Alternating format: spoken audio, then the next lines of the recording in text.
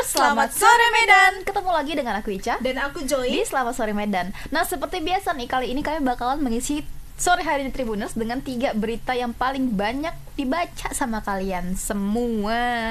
Benar sekali ya. Ica, bagaimana tadi kemarin? Aman? Panas sekali dan sering kita panas yang ekstrim, hujan yang ekstrim juga. Adalah Medan, hujan sedikit banjir. Ya, soalnya pembahasan kita dari minggu ke minggu tuh tentang banjir terus ya. Oke, Tribuners, sebelum kita ke berita pertama nih, aku mau ingetin kalian buat jangan lupa tap-tap layar ya. Iya benar. Dan kalian bisa tanyakan langsung apa yang pengen kalian tanyakan di live streaming kita ini. Oke, kabar pertama ini buat pecinta bola. Ayo, siapa yang pecinta bola nih, Tribuners? Nah, kabar mengejutkan nih datang dari pelatih kepala PSMS Medan, Ridwan Saragih.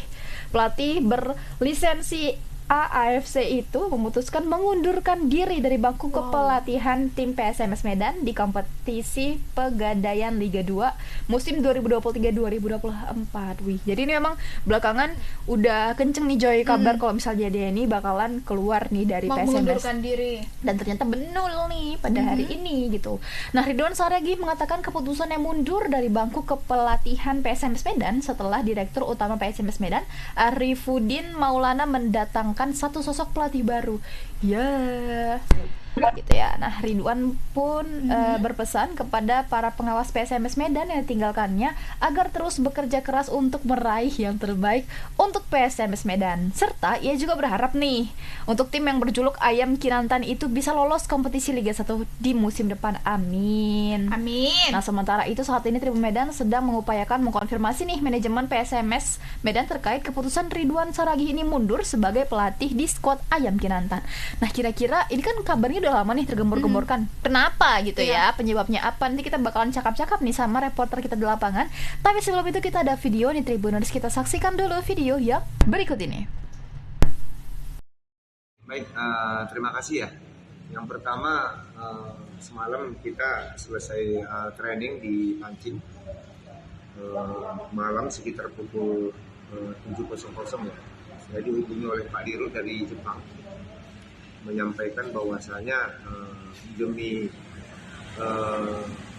tercapainya target PSMS untuk bisa menembus Liga 1 tahun ini, manajemen mengambil keputusan bahwasanya mendatangkan pelatih ya dari Jawa. Kemudian manajemen menyampaikan bahwasanya agar saya tetap bertahan di PSMS untuk bisa bekerja sama lah membangun PSMS Medan.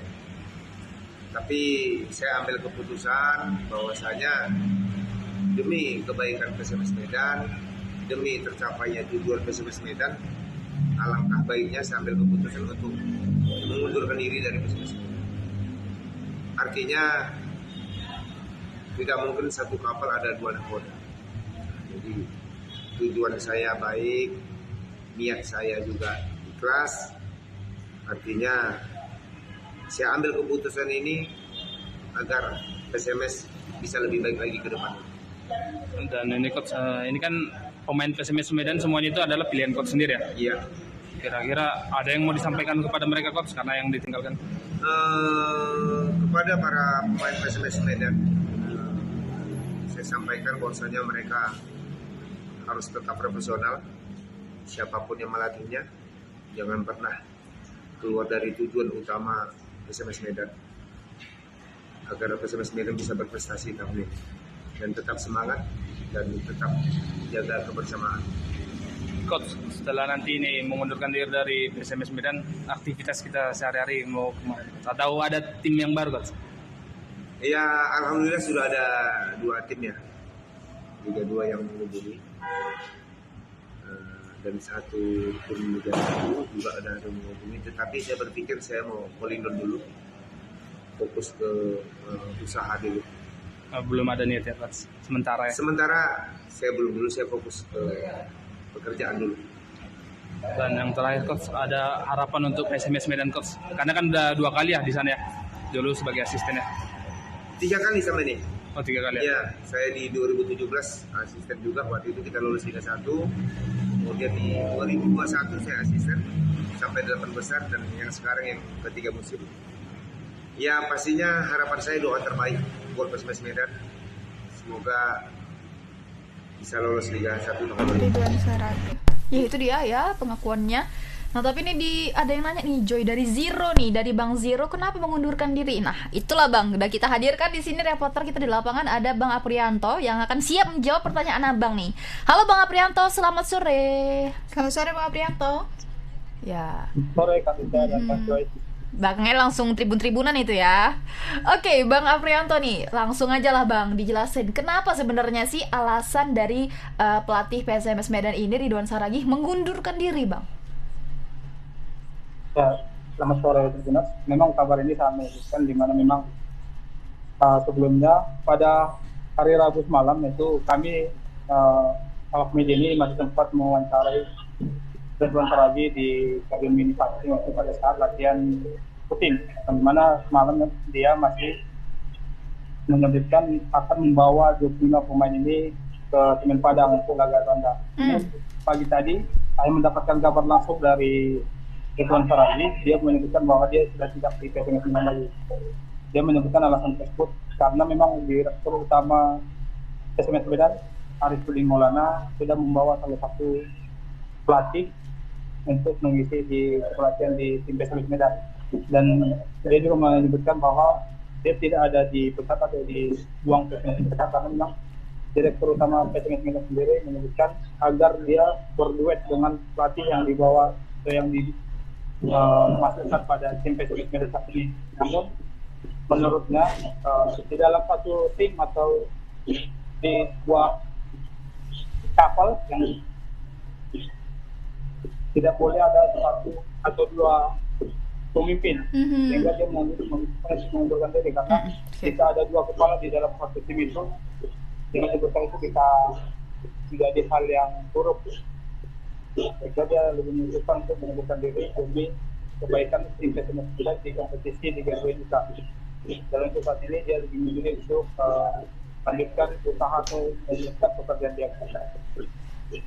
Oke Bang Aprianto, nah ini kan isu Bang Ridwan Saragi ini sendiri untuk keluar ya, entah untuk mengundurkan diri atau memang dipecat, itu belum tahu, tapi kabar dia ini keluar dari PSMS Medan itu sudah terdengar sejak lama Bang. Nah apakah ada nih isu-isu disharmoni antara Bang Ridwan Saragi ini dengan tim-tim PSMS maupun dengan manajemennya, apakah ada Bang? Kalau dari pengakuannya sendiri Kak, selama ini memang untuk harus mengusahakan di PSMS Medan itu baik saja, dan sendiri mengaku tidak ada permasalahan di dalam tubuh PSMS Medan. Hanya saja memang kemungkinan ini adalah salah satu jalan terbaik yang diambil oleh direktur utama PSMS Medan untuk membawa tim PSMS Medan ini lolos ke Liga 1 musim depan, sehingga dia belum memutuskan untuk menurunkan egonya dan mengundurkan diri. Oke, Baik Bang, siapa sosok yang menggantikan dari Bang Ridwan Saragi? Ya Kak, untuk sosok pelatih yang baru ini yaitu ada pelatih dari ex pelatih Perseka Tegal yaitu Miftahudin Bisa, dan saat ini memang di depan saya ini tim PSMS Medan sedang berlatih yang langsung dipimpin oleh pelatih baru ini Kak. Oke. Nah Abang ada nggak sih sempat wawancarai tim PSMS entah pun itu pemain-pemainnya ya? Gimana nih tanggapan mereka mendengar pelatihnya mengundurkan diri dan diganti sama pelatih yang baru? Untuk wawancara pemain ataupun staf pelatih yang lainnya Kak, memang dijanjikan selesai dari latihan sore ini Kak. Artinya memang saat ini mereka sedang latihan, mereka takut terganggu karena bawa pikiran itu. Oke. Jadi ada lagi tambahan kira-kira?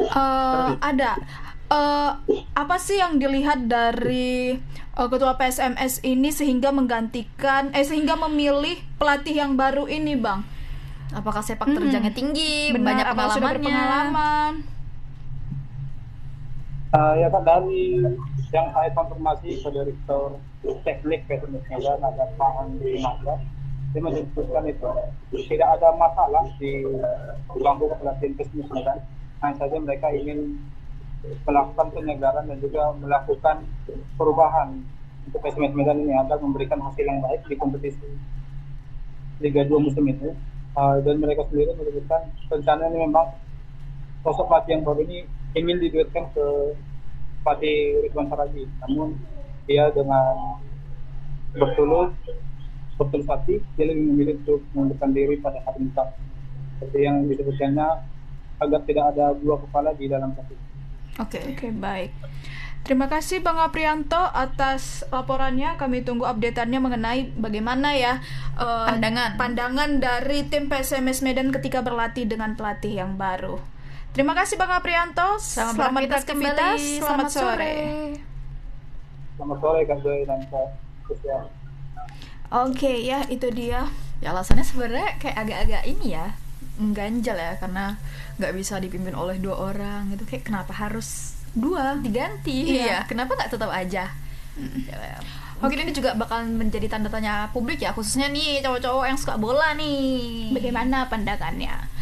Oke, ini kita langsung ke berita kedua ya. Aku nggak tahu ini namanya apes atau bagaimana ya. Ya, jadi Satuan Reserse Narkoba Polres Asahan mengamankan 4 orang sekawan penjual narkoba di Kelurahan Perjuangan Kecamatan Teluk Nibung, Kota Tanjung Balai. Nah, ini ada Joko Warmaidi 25 tahun, Suryanto, Wahyu, Syahrial. 4 sekawan ini kan merupakan warga Kelurahan Perjuangan Kecamatan Teluk Nibung, Kota Tanjung Balai. Tersangka ini diamankan oleh petugas setelah dilakukan undercover buy dan memesan sabu seberat 1 kilogram. 1 kilo ya Tribuners ya. 1 kilo itu banyak loh. Banyak kali, apalagi seperti partikel sabu yang kecil-kecil gitu kan. Sabu aja dijual per gram mahal. Ini 1 kilo udah berapa 1 duit kilo itu ya, ya, Tribuners ya? benar ya. Jadi petugas ini menyamar, bermula menghubungi tersangka Wahyu. Diarahkanlah untuk bertemu di minimarket di Kota Tanjung Balai. Nah, terus si Wahyu ini datang dia berboncengan dengan Syahrial ke tempat yang disepakati. Nah, keluarlah harga 330 juta rupiah itulah untuk paket-paket yang ingin dibeli mereka ini ya, transaksi mereka. Nah, setelah itu mereka menghubungi Joko untuk mengambil sabu yang udah disepakati tersebut. Tanpa mereka sadari, mereka baru saja bertransaksi dengan polisi. Nah, Joko yang sudah menyepakati harga kepada petugas yang melakukan penyamaran datang bersama Suryanto membawa bungkusan barang haram. Ya, oke. Sekitar 30 menitan datanglah Joko kan. Keempatnya pun diamankan polisi lah jadinya, bersama dengan barang bukti sabu yang mengaku barang haram tersebut didapat dari seorang warga Bagan Asahan berinisial W. Ya, tadi uang 330 juta itu nggak dapat, dia ketangkep Ketangkek dia ya, kalau kata J ketangkek dia Tribuners. Ya, kita ada videonya, kita saksikan dulu video berikut ini. Ya.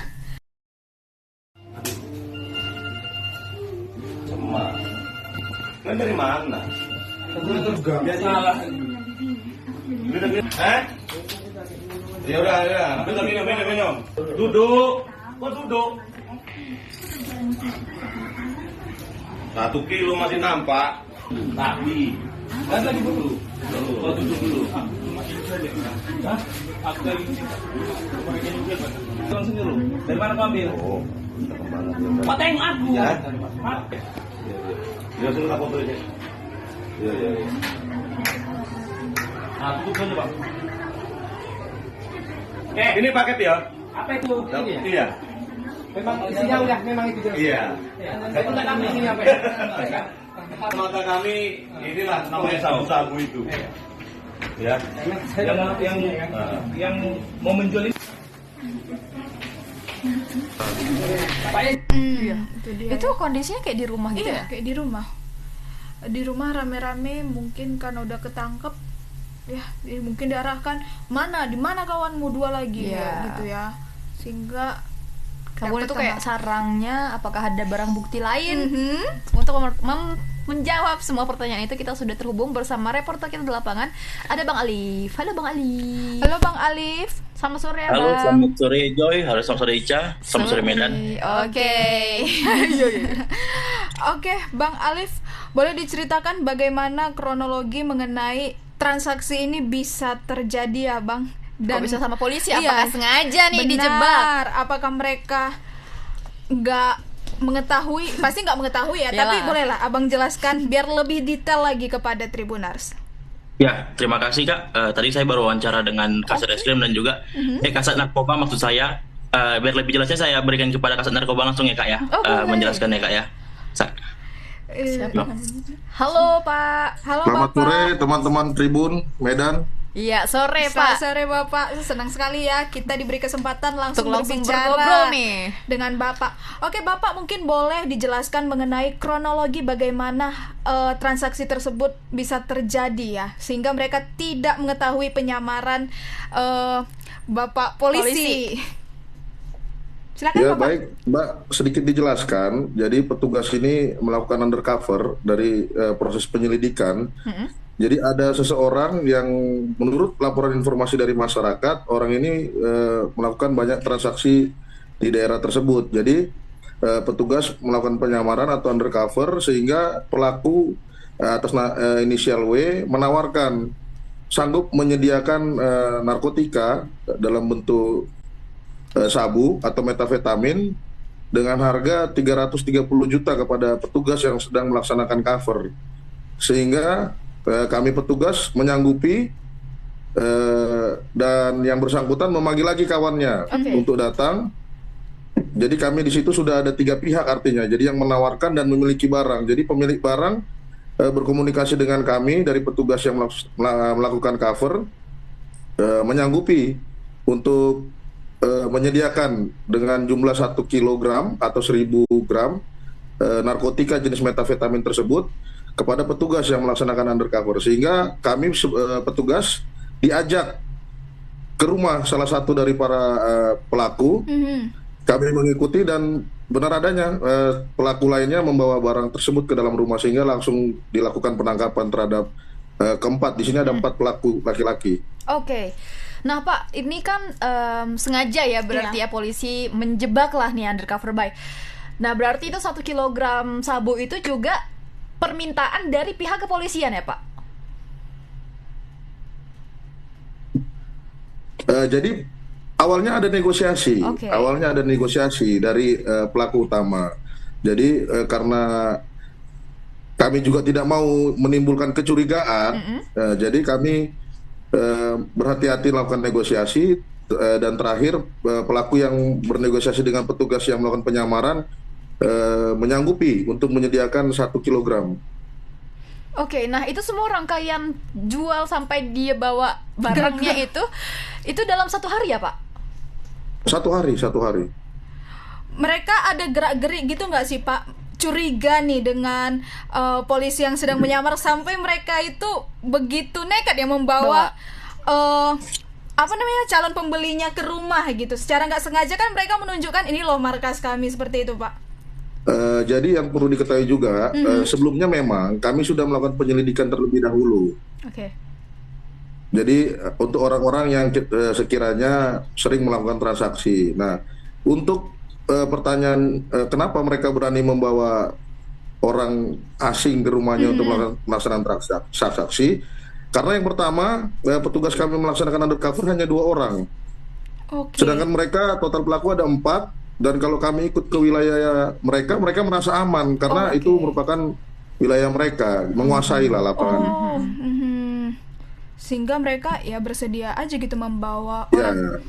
Oke Pak, nah namun selain kami untuk petugas yang lainnya tetap standby untuk jarak yang tidak jauh. Jadi sehingga nanti jika terjadi yang tidak diharapkan, kami siap bergabung. Oke, nah Pak, selain 1 kilogram sabu ya, ini apakah ditemukan barang bukti lain Pak yang ada di rumah tersebut? Untuk barang bukti selain narkotika, kami ada menemukan handphone, 6 unit handphone yang sejauh ini masih kami coba trace apakah ada komunikasi maupun nomor-nomor yang dikira mencurigakan. Karena jujur untuk kasus ini masih kami kembangkan, ada kemungkinan pelaku lain yang terlibat dalam jaringan ini. Oke, nah biasa para pelaku ini Pak melakukan transaksinya bagaimana? Apakah mereka juga jualan online atau dari teman ke teman? Gimana Pak? Ya mungkin untuk narkotika sendiri ini sangat variatif ya motifnya ya. Ada yang mungkin via online itu bisa dari media sosial dengan orang-orang lain yang mungkin juga di luar wilayah asahan ya, dengan pengiriman menggunakan beberapa ekspedisi pengiriman yang ada, sangat variatif motifnya ya. Oke. Dan ini secara langsung ya transaksinya. Bener-bener. Nah, berarti ini tim Satuan Reserse Narkoba Polres Asahan ini keren ya, bisa Benar. sampai mengamankan ke markasnya begitu. Ya, terima kasih banyak. Oke. Mengenai keempat pelaku nih Oke. Pak, sebelum menutup pembicaraan kita, kira-kira pasal apa yang bakal disangkakan kepada 4 pelaku ini Pak? Ya, kepada para pelaku kita kenakan 2 pasal, yaitu 112 dan 114 Undang-Undang Narkotika Nomor 35 tahun 2009. Itu dengan ancaman hukuman maksimal seumur hidup atau mati. Wow. Cukup berat ya. Oke, bravo Polres Polres Asahan. Asahan. Terima kasih banyak Bapak. Bapak udah mau sharing nih sama kita ya. Semoga lancar terus usahanya untuk menangkap narkoba-narkoba yang lain, pelaku-pelaku narkoba yang lain. Oke. Terima kasih Bapak, Ya, terima selamat kasih. sore. Terima kasih Terima kasih. juga Bang Alif. Oh, Bang Alif ini hari ini nggak ada ngomong-ngomong kita Bang ya. Ih, full senyum. Full senyum. Tapi untuk Bang Alif nih, kami ada pesan buat updatean kasusnya ya Bang, karena tadi Bapak bilang kalau misalnya bakalan ada nih pelaku-pelaku lain yang mungkin bakalan tertangkap juga. Oke. Selamat beraktivitas kembali Bang Alif ya. Selamat sore. Selamat sore. Nggak ada. Selamat sore, Kak. Udah jawab. Abang ini Tadi kayak Selamat sore Kak Joy, selamat sore Kak Ica, selamat sore Medan. Dia rupanya saya sudah terhubung. Langsung aja kita berbicara. Oke, tapi bagus juga ya kita langsung ke sumbernya langsung gitu. Lah. Ini tanpa briefing ini ya Tribuners ya. Oke, jadi kayak gitu ya. Dan 1 kilogram loh Bener. dapatnya. Sayang kali nggak ada Tribuners yang nanya ya. Yang Padahal bertanya. langsung ada kasat narkobanya loh. Bener. Yang mengetahui detailnya. Tribuners yuk, yang mau bertanya ya, mungkin untuk kedepannya boleh lebih aktif lagi. Benar. Kita bantu jawab. Nggak enak loh penasaran. Gak enak lo penasaran Iya. ya kata Joy ya. Nggak bisa bobo. Oke, nih di berita terakhir nih. Siapa yang udah nonton Ice Cold? Aku masih separuh. Ya separuh, sayang kali ya. Nah jadi kasus cyanida ya Joy ya, kopi Iya, kopi cyanida cyanida. yang melibatkan Mirna nih sebagai korban yang meninggal dunia, dan juga ada tersangka Jessica yang merupakan teman Mirna. Ini belakangan lagi naik lagi nih Tribuners, karena ada film dokumenter ya yang berjudul Ice Cold itu. Nah jadi banyak nih yang nge-up kasusnya lagi, membahas tentang kasusnya. Nah tapi sebelum kita ngebahas tentang kasusnya, kalau Joy sendiri sih melihat kasus yang terjadi pada 2016 ya. Iya, benar. 2016 ini kira-kira Joy itu timnya Jessica kah, atau timnya memang tim Jessica bersalah atau tim Jessica tidak bersalah? Coba Ica dulu. Aku yang tanya, kenapa aku yang jawab dulu? Kalau aku ya, mungkin karena dulu nggak begitu mengikuti kasusnya Bener. secara detail. Karena Joy di 2016 itu Iya. satu-satunya media itu ya media TV. Kok kita anak muda mungkin yang orang tua koran mungkin gitu ya. Lanjut. TV kan. Dan di situ masih usianya masih cilik loh. Iyalah, Aku masih kelas sekolah ya? 3 SMP. Oke. 3 SMP mungkin peralihan ke kelas 1 SMA. Jadi kalau nonton pun itu terjeda-jeda, tahu-taunya udah masuk Iya, penjara udah aja si tersangka Jessica aja kan. gitu. Nah, jadi setelah semakin kesini ternyata banyak yang janggal. Ternyata banyak yang janggal. Aku mungkin belum bisa kasih tahu aku tim Jessica atau tim Jessica bersalah atau enggak. Tapi aku jujur kalau dia ditetapkan bersalah itu sedikit tricky. Menjanggal. Iya, janggal. Karena seperti yang mungkin udah banyak ya influencer ya Ca yang ngasih tahu, di kasus Jessica ini, Jessica sama Mirna lah, itu sebenarnya harus sama-sama diberi poin 0-0, Iya. netral. Tapi ini enggak, Jessica ini masih 0, sedangkan Udah ada poinnya si Mirna-nya Iya. gitu. Oh, oke. dari pihak keluarga Mirna lah gitu. Dan ada beberapa yang janggal, kayak dia nggak bersedia di autopsi, baru dia bersalah 20 tahun itu atas pemeriksaan sampel-sampel. Correct me if I'm wrong, cuman menurut aku itu kurang logis. Dan kenapa waktu zaman dulu mungkin ya kita masih kecil, Masih awam sekali untuk hal-hal yang kayak iya, gini. dan sekarang kayak pelopor, yuk lah kalau misalnya memang ada kasus yang masih janggal dibukakan. Tapi kayak dibilang pun Jessica nggak bersalah, ada juga yang janggalnya kan. ya benar-benar aku juga setuju sama yang Joy bilang. Sebenarnya kalau dari film itu ya, karena kan kita yang Joy bilang tadi, kita tuh di masa yang masih sekolah dan media sosial itu belum berperan sebegitu pentingnya untuk kita, bagi kita gitu ya kan. Kita masih gunain sosial media mungkin hanya untuk bergabung sama terhubung sama teman-teman gitu ya. Kalau sekarang kan media sosial tuh udah semuanya mencakup kehidupan kita. Nah, jadi memang di tengah keterbatasan pengetahuan kita tentang kasus itu, setelah aku nonton 2 kali nih filmnya, aku kayak iya ya, ada yang janggal gitu. Janggalnya tuh kayak kok pihak polisi atau pihak kejaksaan juga cenderung nih berpihak nih, menurut aku ya, berpihak ke pihak si Mirna gitu. Sedangkan pihaknya Jessica nih dengan pengacaranya Otto Hasibuan dan pengacara-pengacara lainnya sudah menghadirkan saksi-saksi ahli yang data yang mereka bawa itu menurut aku udah konkret gitu loh, tapi kayak nggak dihitung gitu, sehingga dijatuhilah Jessica dengan hukuman 20 tahun penjara. Nah, padahal sampai saat ini nih Jessica itu gak mau ngakui Joy kalau dia itu membunuh Mirna. Sampai dia sidang putusan putusan itu dia keberatan, mengajukan banding, dia bilang kan, karena memang saya sangat keberatan, ini sangat berpihak kata dia gitu. Nah, ia tuh tetap teguh nih Joy untuk pada pendiriannya meski hakim telah menjatuhkan vonis 20 tahun penjara atas pembunuhan berencana terhadap sahabatnya Mirna. Di kalangan masyarakat populer disebut kasus kopi sianida. Upaya hukum di pengadilan untuk membebaskan Jessica Kumala Wongso dari penjara nyaris tidak ada. Nah, peninjauan kembali atau PK yang diajukannya ke Mahkamah Agung pun ditolak. Mustahil mengajukan kasus yang sama untuk kedua kalinya. Ini dari keterangan Hotman Paris ya. Nah, belakangan Hotman Paris juga menyorot serius kasus ini. Namun Hotman Paris mengatakan masih ada cara untuk membebaskan Jessica Kumala Wongso dari penjara. Apa itu? Apalagi putusan terhadap Jessica hanya pertimbangan hakim yang murni berdasarkan perkiraan, kemungkinan, probabilitas, bukan berdasarkan bukti langsung atau indirect evidence. Nah, namun tentu saja mengajukan gerasi ke presiden juga harus dengan rencana yang matang nih katanya, karena dengan mengajukan gerasi Jessica harus mengakui bersalah dulu gitu. Sedangkan dia juga nggak mau kan dikatakan bersalah.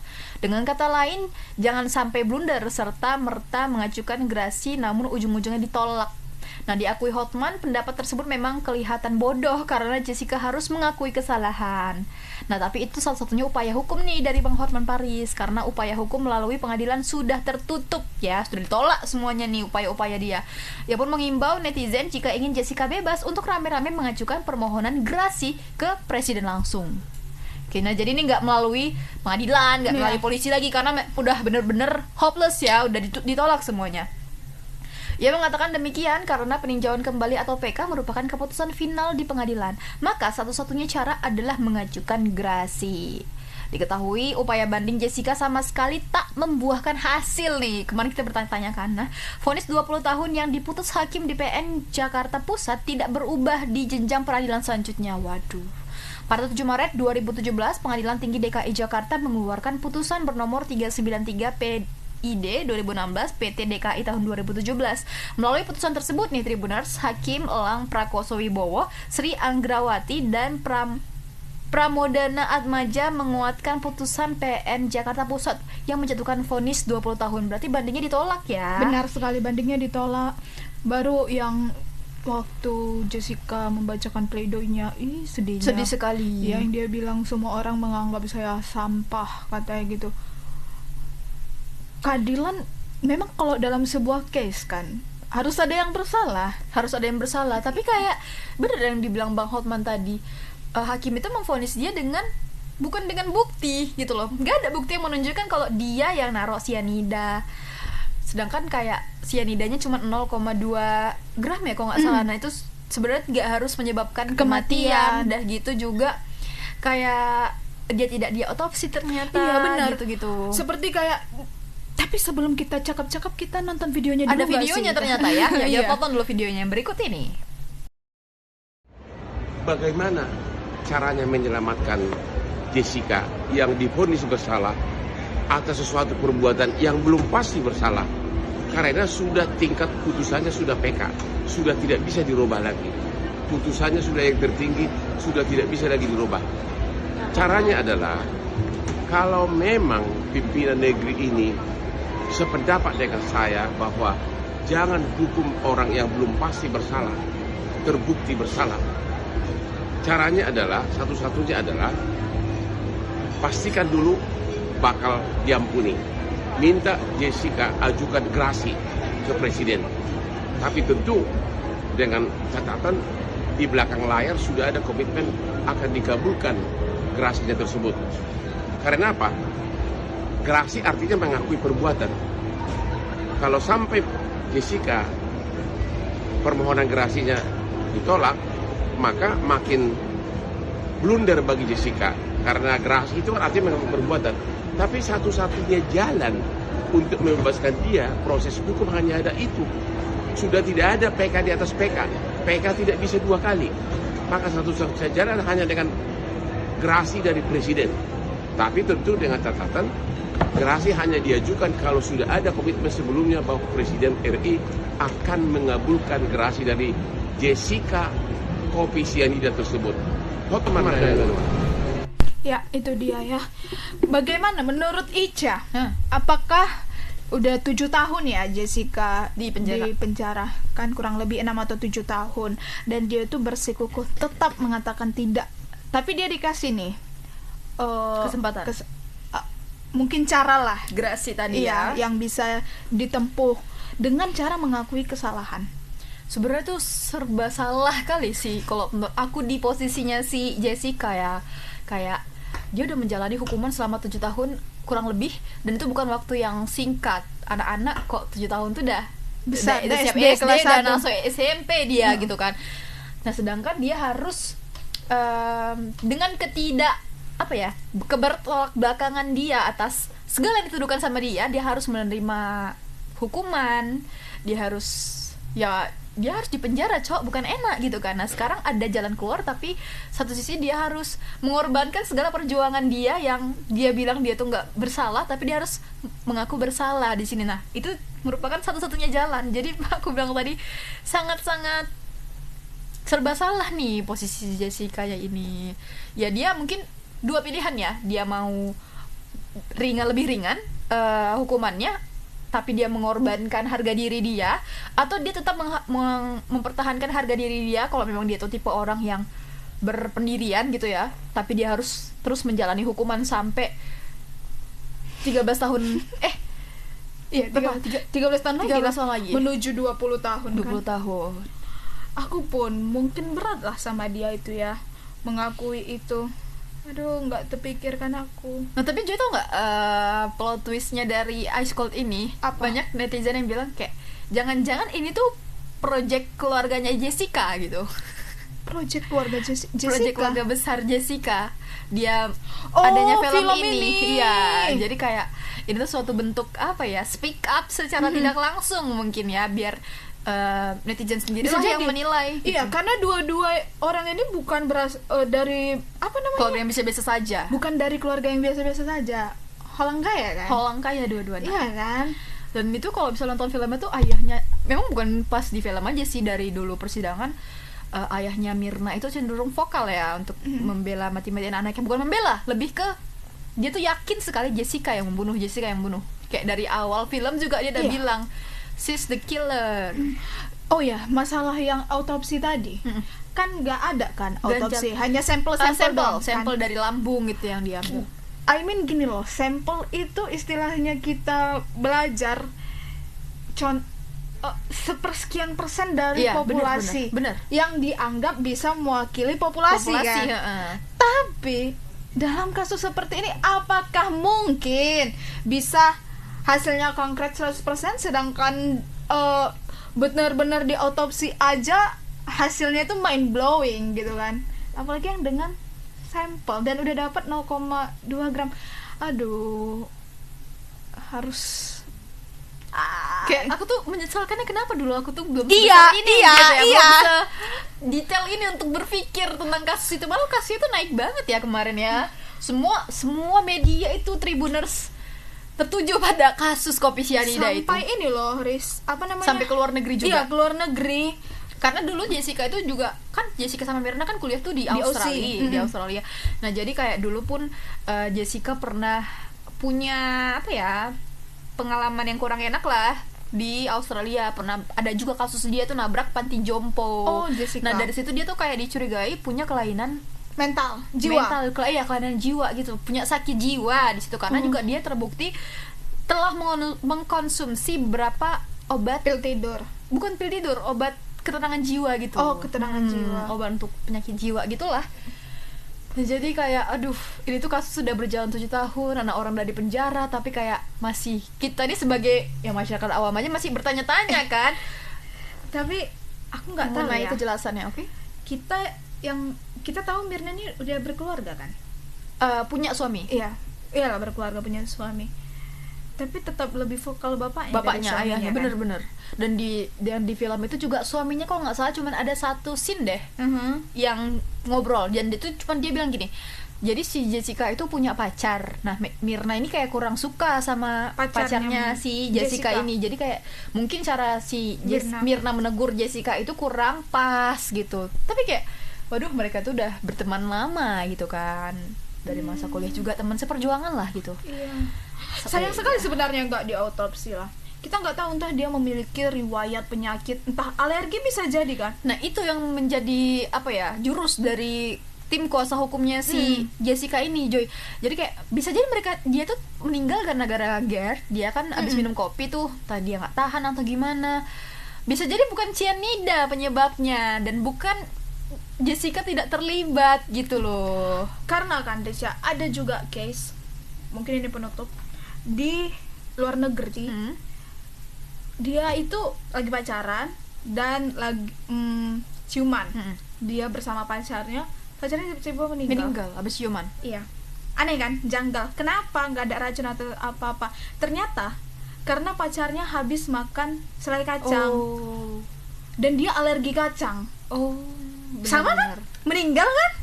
Nah, tapi memang ada juga beberapa hal yang mengarah ya ke Jessica adalah pembunuhnya. Kayak yang dia yang naruh paper bag gitu-gitu. Nah, tapi ini aku juga ada dapat kabar, nggak tahu ya valid apa enggaknya. Aku lupa juga ngeliat di mana. Kayaknya sih di media sosial ya. Kalau Jessica itu telah datang ke kafe itu beberapa hari sebelum kejadian gitu. Nah, jadi dia tuh tahu persis di mana nih letak-letak CCTV. Tapi kalau menurut aku, CCTV di situ tuh ada 9, dan untuk mencari ke-9-nya itu tidak mudah dengan suasana kafe namanya? Lupa deh aku. Dengan suasananya yang rame dan itu kafenya cukup luas gitu kan, nggak mudah untuk nengokin satu-satu CCTV-nya di mana kayak gitu kan, pasti bakalan dicurigakan kan sama pegawainya. Tapi juga dicurigai ya benar-benar.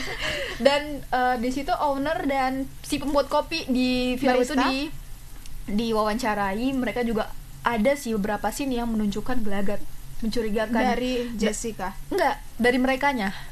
Mulai dari awal kali itu si ownernya udah bilang Jessica pembunuhnya. Dia tuh udah seyakin itu kalau Jessica yang membunuh, dan ada beberapa pertanyaan yang mereka tuh nggak mau jawab. Si baristanya bilang, aduh saya lupa.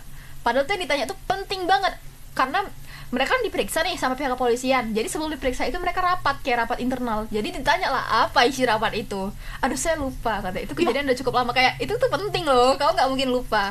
Dan si ownernya juga ditanyain yang sama, aduh saya takut salah bicara, kata dia gitu. Kan sangat mencurigakan ya.